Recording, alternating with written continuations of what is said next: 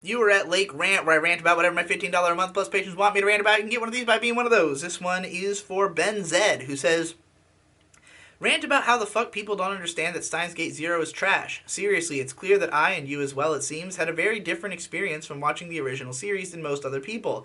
And that's why I personally knew within the first 5 minutes of episode 1 that I hated SG0, while other people somehow enjoyed it from start to finish. There's clearly a massive experiential disconnect somewhere. I think the main basic thing that it comes down to is cinematography and aesthetics, which are things that are much less recognizable to most people.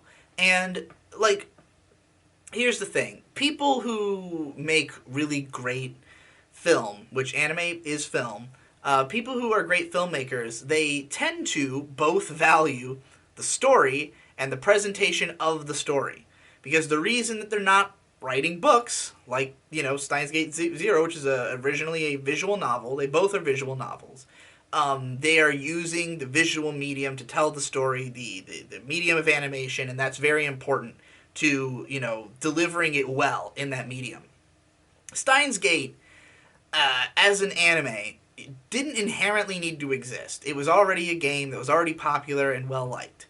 The reason that the anime justified its existence was that it was well directed, it was well written, it was well structured and paced, and it told the story in a compelling way. Whether it was as good as the original or not, they're both very different, but, like, it is a good anime. And that is not obvious to everybody in the early episodes. Like, I mean, I've had to defend the early episodes of Steins Gate before in my video series, How to Recognize a Good Anime in Just One Episode. I talk about how, a lot of people have said when I argue that you can tell a good anime from the first episode, they would say things like, what about Steins Gate? That show takes 4 or 5 episodes to pick up or whatever, 9 episodes to pick up, some people would say. Because that's when the plot really gets moving. And, like, I was in love with Steins Gate from episode 1 when it first aired. I was completely enamored with it. I loved the tone, I loved the directing, I loved the animation style, I loved the interactions, the character, the dialogue, just how fucking weird that first episode was. Like, when Okabe's talking into the TV, talking to Alpaca Man, like, that scene is disorienting, and I could understand people literally watching it and just seeing a bunch of text and dialogue and not really getting what any of this means. It just seems like a bunch of wacky, weird stuff. Just telling you these characters are wacky and weird, but, like, if you actually understand what they're talking about, you get the references, you get the way it's setting up the kind of people they are, the fact that this is, an otaku sci-fi story for a very particular brand of nerd at its core, you'll love it right from the start. But also, like, the narrative is, once it gets rolling, is just really compelling and dramatic and edgy, and it catches people's attention once the, shit hits the fan. So Steins Gate is an extremely popular and beloved show by a large segment of people, but even amongst the people who love it, a significant number of them would consider it to be a show that picks up. Because what drew them into it was that the story is dramatic and dark and violent and, has time travel and all these crazy concepts that are exciting to watch. And, it's not that they are, idiots. These people are keeping up with the plot, which is somewhat complex, but they're not appreciating it on the more metatextual level that the early episodes really deliver on.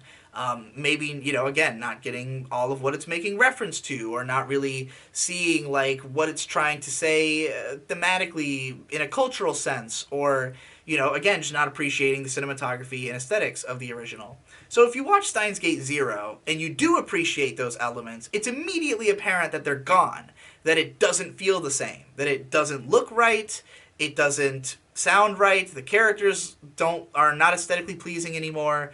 They're not acting like their former selves, and, like, the thing is that Steins Gate Zero is a reaction to the existence of Steins Gate. It exists because Steins Gate is popular. Steins Gate exists because somebody had an interesting idea for a story, and it had a great thematic through line, and, like, it's complete. There was no need for a sequel. So when the sequel comes along, it doesn't really continue to explore the themes of the original. It doesn't really explore those characters as, like, as what they represented. It explores them as, like, okay, well, what's a logical next step for this story where we can introduce more drama and, involve the same plot and villains and, essentially recreate the feeling of the first one while telling a different story with some new characters, which tends to be what a lot of sequels are.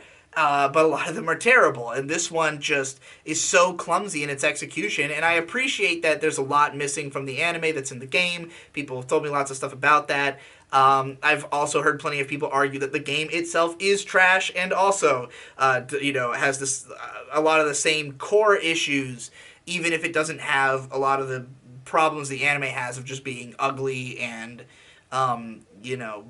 uninteresting. And like the show does enough artsy stuff and looks competent enough that like the average person is not going to notice the aesthetic decline because they never appreciated what was so good about the original's aesthetic in the first place.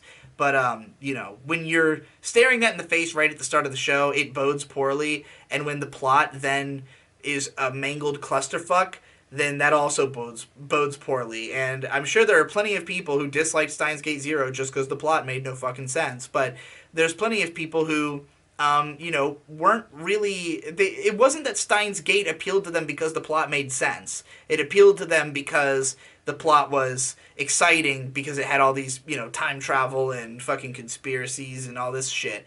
All of that is in the second season. It just doesn't have the tightness that made, more careful observers find the first season to be good. So that would be my explanation. Maybe that's pretentious. Maybe there's better other reasons that people liked Steins Gate Zero, but that's like the way... That's the general disconnect that I felt towards like the most of the people who seem to enjoy the show.